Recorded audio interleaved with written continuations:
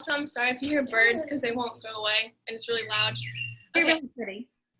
Okay, so my presentation is on prosperity in the face of suffering, primarily inspired by Bob Goff. So suffering is a theme that we covered more than not in all the books we read this year. All types of suffering, mental, emotional, physical, and so on. And all of the books and the characters that had to endure suffering for themselves. And what's interesting is that it was unsolicited. They didn't ask for any of it. Rarely in this year's reading did someone suffer from their own deliberate action. Nazi and refugee wasn't asked if he wanted to live in fear of being sent to concentration camps. Lakshmi didn't want to have to provide for her family and then intentionally end up in Happiness House. Mark didn't choose to get stranded on Mars, but what's my point? These are all circumstantial issues. But you don't have to be on a different planet to suffer. We don't need to live in the Middle East to face challenges. Everywhere in the universe, life is messed up. People are sinful and depraved, and we can't escape it. People die, relationships are broken, tragedies happen, and even if we're not directly involved, there's still sadness and anger and emotion. However, this isn't just depressing presentation, we can praise a God who isn't fazed by circumstances. Hebrews tells us that he's the same yesterday, today, and forever. So if we dare to have faith in the midst of trials, we can remain joyful. If I've taken anything away from the biblically based books we've read this year, it's the reassuring confidence that I can have in knowing that God doesn't change. He pursued Nick and Ruth, he pursued Nabil, he pursued the smallest characters in the Bob Goff books so that we can live in that pure joy today. So, what is pure joy? Well, you probably think I'm stupid to say that we can be happy during so much awfulness, but joy is different than happiness. My pastor spoke on this, and I've shared it before in class, but there's a motorcycle, hang on.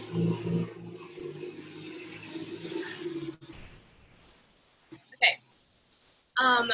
So happiness is tied to happenings in our lives and in the world, and joy is tied directly to Jesus. Happiness is found when life is good, and joy is found because God is good, and it's found when we're close to Jesus. So Psalm 16:11 says, "In your presence there's fullness of joy." Coming to Christ isn't an insurance policy from pain, but it's better. Being near Jesus is better than the absence of suffering. Bob Goff put it in Love Does, "For me, it's Jesus plus nothing. It's his primary source of joy."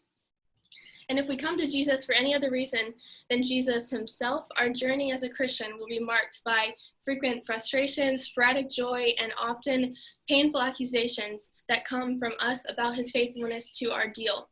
We make ourselves hypocrites, and we all do it sometimes. We all have something that we treasure higher than we do anything else, whether that be our family, our friends, our money, our talents, fame, looks, whatever it is. Our happiness is vulnerable when we treasure what can be lost. So we need to analyze what we prioritize. So this coronavirus thing has been a big eye-opener for me because it could be God trying to remove distractions so that we draw near to him. He could be saying, "You're going to praise sports, what happens when I take them away? You're going to praise money, I'll crash the economy. Praising celebrities, here's what they look like without makeup artists." So whatever happens, or what happens when we praise him, he's still there. He doesn't change. He's unchanging. And so why should we praise anything higher than we do him? Because everything else will fail.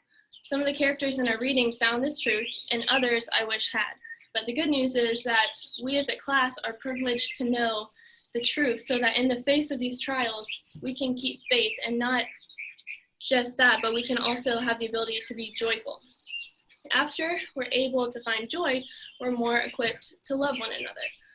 Bob Goff says, "When joy is a habit, love is a reflex." So with that love, we can witness to those who need it, or whoever doesn't know Christ.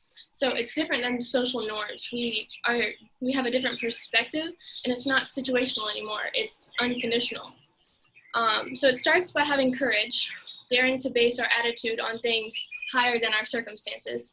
And once we can do that, we can look through different perspective, and then we can love each other the way that Christ loves us, and not for who we are, but because of who he is. And as Bob Goff put it, but the kind of love that God created and demonstrated is a costly one.